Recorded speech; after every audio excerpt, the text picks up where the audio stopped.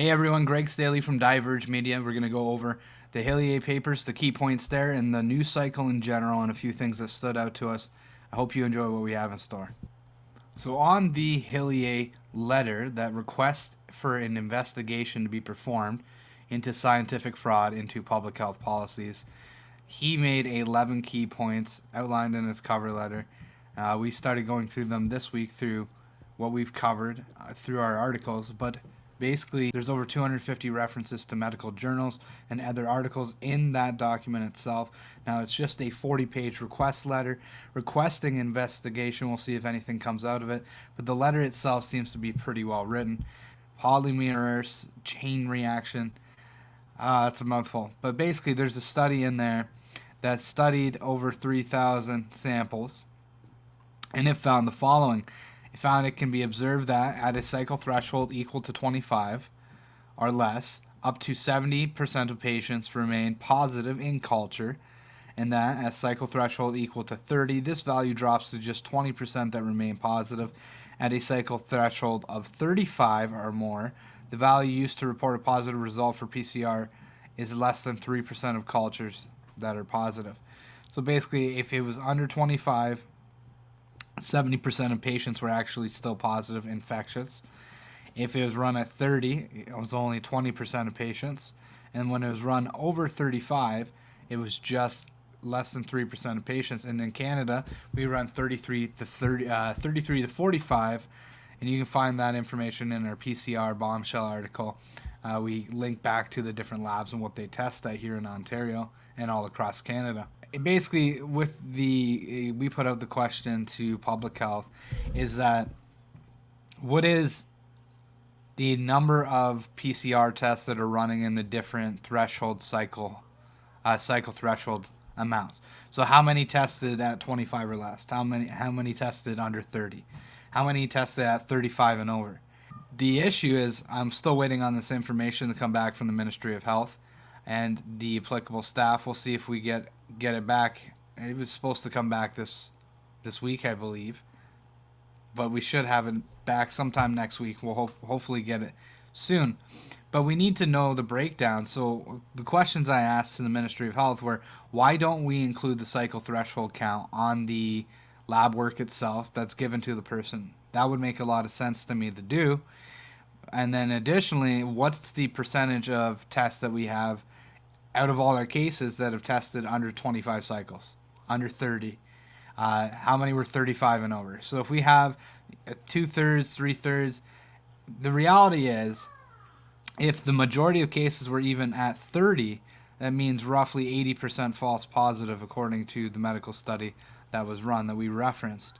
So that would flip the numbers upside down on their head, and it would change everything that we're doing right now. But will it be heard? But other things in the news, let's go into it. Walmart Canada has more than tripled their order of Tesla semi-trucks. So on September 29th, 2020, Walmart Canada is more than tripling its reservations of 18-wheeler Tesla semi-trucks as it drives towards its commitment to alternative power. Oh, that's a great little pun for you there. Walmart Canada is now reserving a total of 130 Tesla semi-trucks, making one of the largest reservations of electrified trucks in the country. This move comes on the heels of Walmart Canada announcing a major $3.5 billion investment over the next 5 years aimed to generate significant growth in the business and is aligned with Walmart's global goal to target zero emissions by 2040, announced at Climate Week earlier this month. So it's enough that they'll be able to have a real, I guess you would say, trial run with the truck in real life situations. So we'll see how the trucks hold up. The real question with the electric vehicles, in my opinion, do they hold up maintenance wise? Is it worth the investment that way?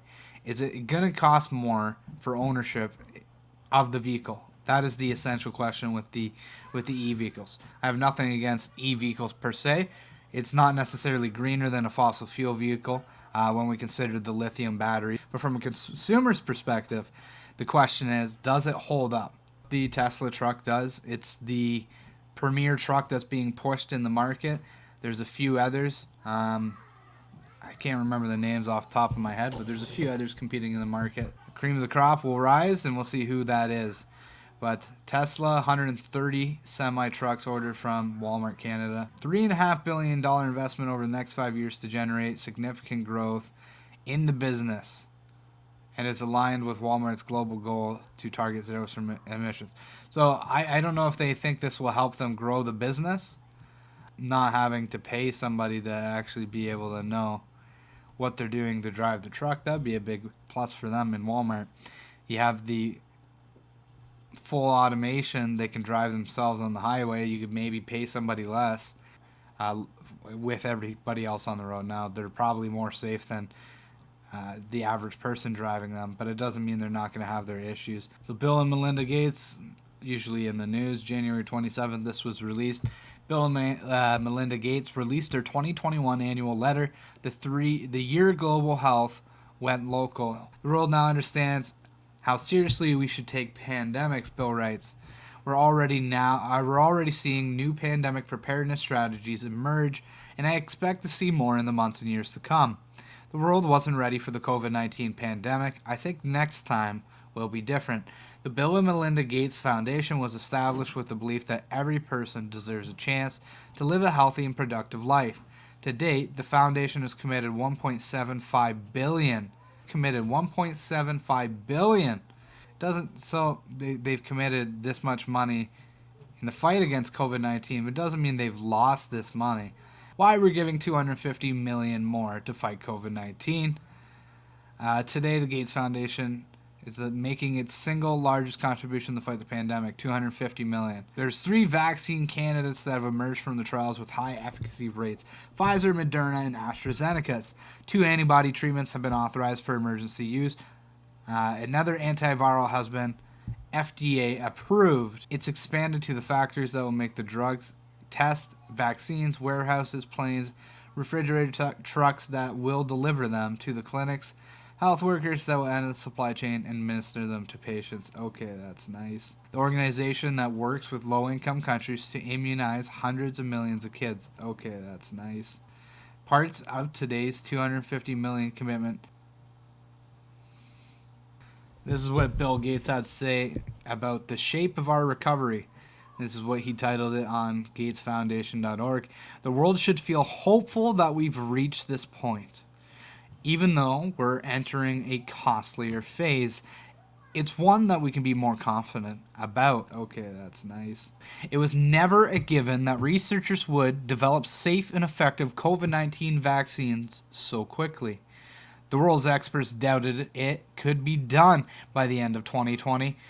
We now have an electric bus that is making its way into the North American market. New Flyer unveils the Excelsiors AV, North America's first automated transit bus. The program was first announced in May in 2019.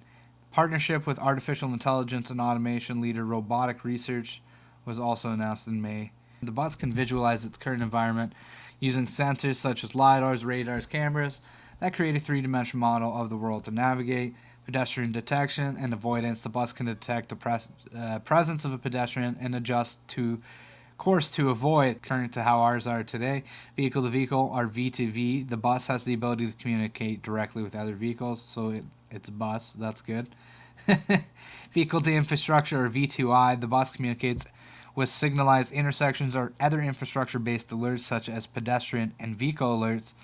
These features will assist in improving bus depot safety, efficiency, and space usage through features such as self-parking, fueling, and cleaning.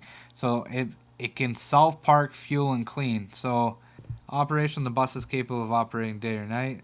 It's a bus. That's good. Okay, good. These are things that I'm not sure should be included in system capabilities. I mean, that should just be a given.